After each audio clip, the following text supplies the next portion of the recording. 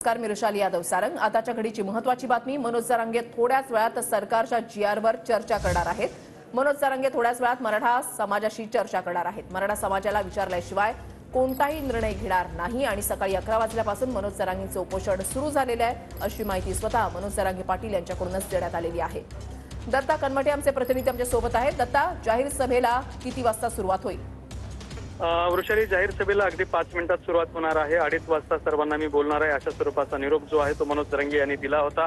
त्यानुसार सध्या एपीएमसी मार्केटच्या शिवाजी चौकामध्ये सगळीकडून गर्दी व्हायला सुरुवात झालेली आहे। मोठ्या संख्येने लोक या ठिकाणी आता एकत्रित जमलेले आहेत। मनोज जरांगे यांच्यासोबत मराठवाड्यातून बीड, आंतरवाली, सराटी येथून आलेला जो काही जनसमुदाय आहे तो सुद्धा या ठिकाणी जमलेला आहे। त्याचबरोबर मुंबईतल्या आसपासच्या सगळ्या परिसरातून जो मराठा समाज जमलेला आहे तो सुद्धा या ठिकाणी आहे आणि बरोबर 2:30 वाजता मनोज जरांगे हे इथं जमलेल्या सगळ्या जनसमुदायाला संबोधित करणार आहेत। खरं तर मनोज जरांगे यांची सरकारच्या शिष्टमंडळाबरोबर एपीएमसीच्या मुख्य कार्यालयामध्ये तब्बल 1.5 तास महत्त्वपूर्ण चर्चा झालेली आहे आणि या चर्चेदरम्यान मनोज जरांगे यांना तब्बल 3 जीआर देण्यात आलेली आहेत आणि एक राजपत्र सुद्धा मुख्यमंत्र्यांनी काढल्याची माहिती सध्या समोर आलेली आहे। हा सगळी जी माहिती आहे ते मनोज जरांगे आपल्या सोबत आलेल्या जनसमुदायाला सांगणार आहेत आणि त्यांना सांगितल्यानंतर जनसमुदायाने मंजुरी दिल्यानंतर आंदोलन मागे घ्यायचं की आझाद मैदानावर जायचं या संदर्भातला निर्णय सुद्धा मनोज जरांगे याच ठिकाणी जाहीर करणार आहेत। मात्र त्यांनी सकाळपासून आपण उपोषण सुरू केलं असल्याचं सांगितलेलं आहे। एक माहिती अशी सुद्धा समोर येते आहे की मनोज जरांगे यांनी उपोषण सुरू केलेलं आहे। त्यांचं उपोषण सोडवण्यासाठी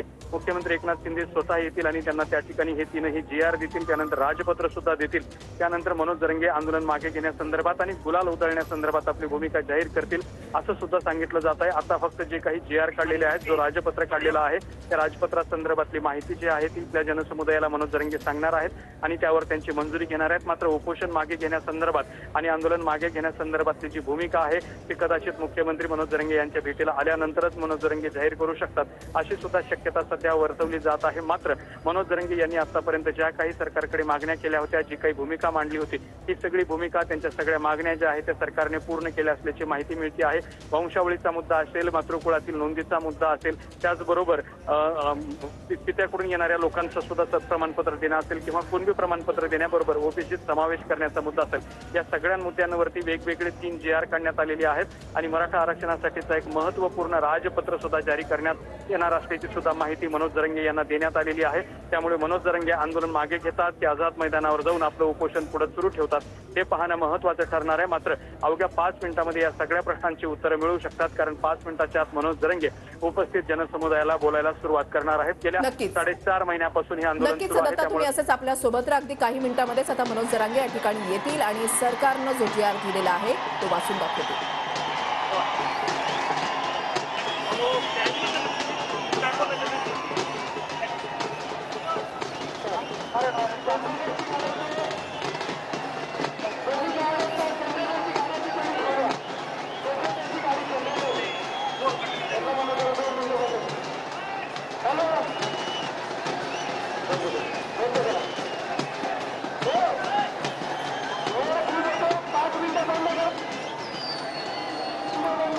मनोज जरांगे पाटील यांनी मराठा आरक्षणासाठी घेतलेली भूमिका त्याला कितपत यश येत आहे, कारण सातत्यानं जीआर जो आहे तो सरकारकडून मनोज जरांगे पाटील यांना देण्यात आलेला होता। मात्र त्याच्यामध्ये त्रुटी असल्यामुळे मनोज जरांगे पाटील त्यांनी ते जीआर जे ते नाकारलेले होते।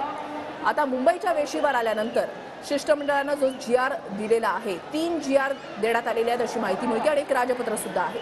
तर या जीआरचं वाचन जे आहे ते मनोज जरांगे पाटील यांच्याकडून केलं जाईल आणि अगदी काही मिनिटांमध्येच वाशीमधल्या छत्रपती शिवाजी महाराज चौकामध्ये ज्या ठिकाणी हा मोठा जनसमुदाय जो आहे तो मनोज जरांगे पाटील यांना जो जीआर देण्यात आलेला आहे त्याच्यामध्ये नेमकं काय आहे, सरकारनं मराठा समाजासाठी नेमकं काय दिलेलं आहे ते मनोज जरांगे पाटील यांच्याकडून सांगितलं जाईल। आपल्याला मराठा बांधवांसोबत चर्चा करायची आणि त्यानंतर आपण आपली पुढची भूमिका जाहीर करणार असल्याचं मनोज जरांगे पाटील यांनी सातत्यानं सांगितलेलं आहे। आता मराठा बांधवांची मोठ्या प्रमाणामध्ये उपस्थिती या ठिकाणी आहे। मराठा बांधव या ठिकाणी एकत्र आलेले आहेत, ते म्हणजे मनोज जरांगे पाटील यांना ऐकण्यासाठी। मनोज जरांगे पाटील यांनी शिष्टमंडळासोबत जी चर्चा केलेली आहे त्या चर्चेमध्ये नेमकं काय निष्पन्न झालेलं आहे, जो जीआर आता समोर आलेला आहे त्या जीआर मधल्या त्यांनी सुचवलेल्या जे बदल आहेत ते सगळे बदल करून हा जीआर आलेला आहे का, ज्या त्रुटी त्यांना वाटत होत्या मनोज जरांगे पाटलांना त्या त्रुटी सुधारण्यात आलेल्या आहेत का, या सर्व प्रश्नांची उत्तरं जी आहेत ती अगदी काही मिनिटांमध्येच समोर येतील, कारण मनोज जरांगे पाटील स्वतः हा संपूर्ण जीआर जो आहे तो मराठा बांधवांच्या समोर वाचून दाखवणार आहेत।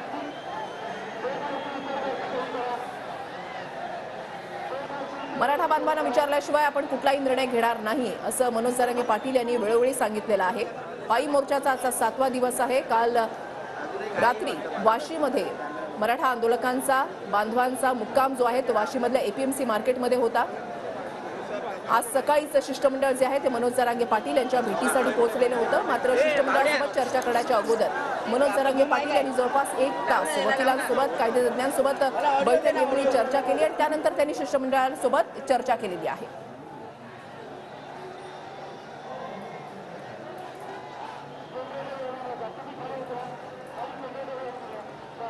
माननीय मुख्यमंत्री महोदयांनी त्यांना कालच विनंती केलेली आहे, आवाहन केलेलं आहे की मुंबईमधल्या लोकांची आणि मुंबईमध्ये येणाऱ्या लोकांची गैरसोय मनोज जरांगे पाटील साहेबांनी टाळली पाहिजे। फेब्रुवारी महिन्यामध्ये विशेष विधानसभेचं अधिवेशन बोलवून मराठा आरक्षणाबाबतीतला निर्णय घेण्याची घोषणा यापूर्वीच माननीय मुख्यमंत्री महोदयांनी घेतलेली आहे। त्यांनी अशा पद्धतीनं आंदोलन करण्याऐवजी सरकारला सहकार्य करावं, सामंजस्याची भूमिका घ्यावी। चर्चेतनं नक्कीच हा प्रश्न सुटेल, पण असं मुंबईकरांना, मुंबईमधल्या लोकांना, मुंबईत येणाऱ्या लोकांना कोणालाही विटीशी धरण्याचा प्रयत्न कुणी करू नये अशी माझी त्यांना विनंती आहे। कितीही सरकारने सांगितलं की या मराठा समाजाच्या ज्या मागण्या आहेत त्या मान्य होणं अवघड आहे। सरकारनेच या संदर्भामध्ये वारंवार आश्वासनं दिले की सगळ्या सोयऱ्यांसहित तुम्हाला आरक्षण मिळेल आणि तशा स्वरूपाचं लेखी गिरीश महाजनांनी त्यांना लिहून दिलेलं आहे।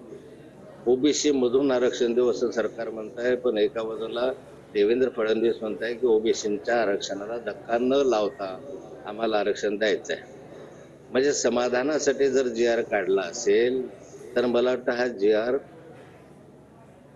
न्यायालयामध्ये टिकणारा नसेल। तर